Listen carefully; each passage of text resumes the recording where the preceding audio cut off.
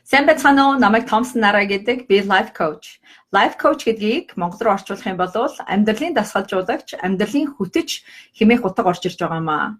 Над дээр ирж байгаа эмэгтэйчүүдэд би тэдний өөрсдийн мөрөөдөл, тэмүүлэл, зорилгыг биелүүлэхэд нь тусалдаг юм аа. Маш богино хугацаанд, маш экологийн сайхан зарчмуудаар. Тийм учраас эдгээр эмэгтэйчүүд над дээр ирээд маш их амжилт олж чаддаг учраас би энэхүү ажилдаа, энэхүү мэргэжилдээ маш их дуртай. За өнөөдөр би та нартай энэ дэлхийн хамгийн тансаг амьдарч байгаа, хамгийн амжилттай амьдарч байгаа хүмүүсийн дагдаг 12 зарчим байдаг. Энэ зарчмын нэгийг та нартай танилцуулж байна. За хэрвээ бид энэ зарчмыг өөрсдийнхөө амьдралд хэрэгжүүлж чадах юм бол бас эдгээр хүмүүсүүд шиг аж аргалтай, тансаг, тийм ээ, амжилттай амьдрах боломжтой. За энэ зарчим бол curiosity буюу сониуч зан. За сониуч зан бол хүүхэд болгонд байдаг тийм ээ. Та өөрийгөө хүүхэд насандаа аваачаад хэрвээ бодох юм бол хүүхэд насныхаа дурсамжуудыг сөхөж харах юм бол та маш сониуч хүн байсан. Тийм ээ. Яаж радио телевизээр ажилтгийг сонирхдаг байсан ч юм уу, эсвэл гадаад хэл сураад тийм ээ, хурдан дэлхийд даяар аялах юмсан гэж сониуч зан гаргадаг байсан ч юм уу. Тийм ээ, жоох хүүхэд болгонд тийм ээ, тэрхүү сониуч зан төрхөөсөө байдаг юм аа. Гэтэл бид том болоод энэхүү амьдралынхаа хариуцлага, аав ээжийн хариуцлагыг үүрэхдээ тийм ээ, энэхүү сониуч зангаа дарчдгийн. Өөрөөр байхгүй болсон гэж байхгүй л дээ. Бид нартай хамт энэхүү сониуч зан заяасан юм чинь, төрсөн юм чинь энэ нь алга болно гэж байхгүй. Зүгээр энийгээ дарчдаг. Харин том болохдоо энэхүү сониуч зангаа дарахгүйгээр амьдрал илэрхийлж чаддаг хүмүүсүүд нь маш амжилттай амьдарч байна. За сониуч зан гэдэг маань өөрийнхөө тийм ээ, тэмүүлэл тэр бодол мөрөөдөлтөд хөтлөгдөж энэ талаараа юм хийдэг хүмүүсүүдийг хэлдэг юм аа. Тэгэхээр бид өөрсдийнхөө тийм ээ айлгаа за чи чадахгүй дээ, бүтэхгүй дээ, чамд мөнгө байхгүй, чамд авьяас байхгүй тий тэр баян айлын хүүхдүүдийн хийдэг ажил эсвэл нөхөрт гарсан эмэгтэйчүүдийн л мэдэрдэг сайхан мэдрэмж ч гэдэм өөрөөсөө ингээд ийм айцын тийм ээ ийм хязгаартай бодлуудыг тогтоогоод урдаа ийм хязгаар тавиад ахлаар бид нар сониуч зангаа ерөөсөө амьдралд хэрэгжүүлж тэрхүү сониуч зангийнхаа сайхан үр дүнг ерөөсөө харж чаддаггүй. Маш харамсалтай. Тийм учраас сониуч байцгаая. Яг бол сониуч зан гэдэг маань биднийг дараагийнхаа шатанд хүрэхэд тусалдаг. За би хүүхдүүдтэй жоохон байхад нь ингэж хэлдэг байсан.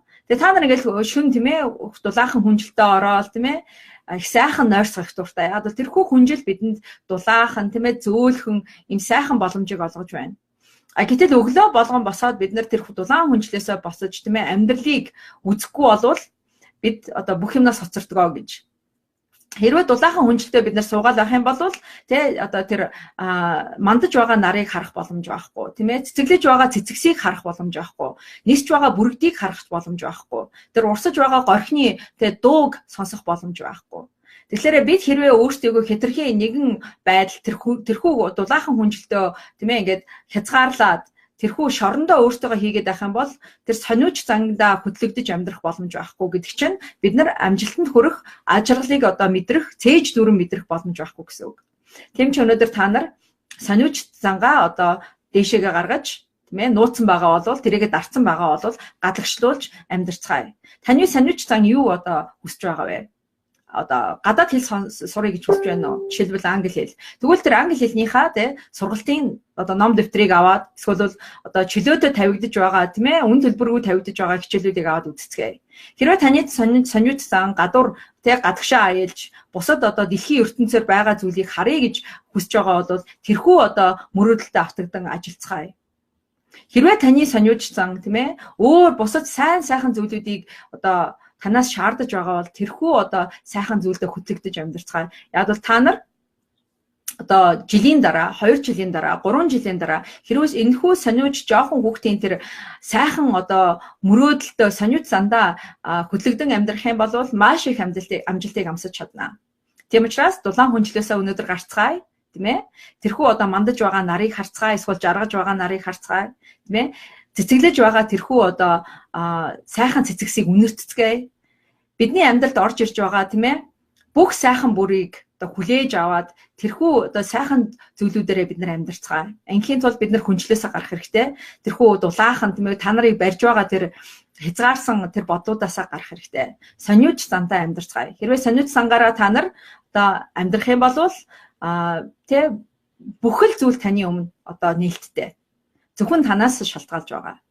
За тэгэхээр энэ дэлхийд амьдарч байгаа хамгийн одоо тансаг амьдарч байгаа, хамгийн амжилттай амьдарч байгаа, хамгийн аж аргалтай амьдарч байгаа хүмүүсийн одоо дагдаг 12 зарчим байдаг. Тэрний нэгийг би та нар өнөөдөртөө танилцууллаа. Энэ маань сониуч зан, curiosity.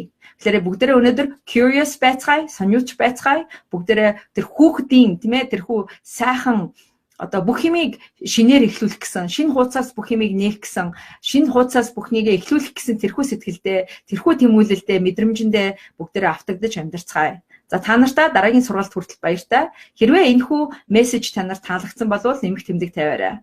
Тэгээд мөн 2019 онд миний сургалтанд оролцож байгаа бол тэрхүү сургалтын дээрээ уулзцгаая. Баяртай.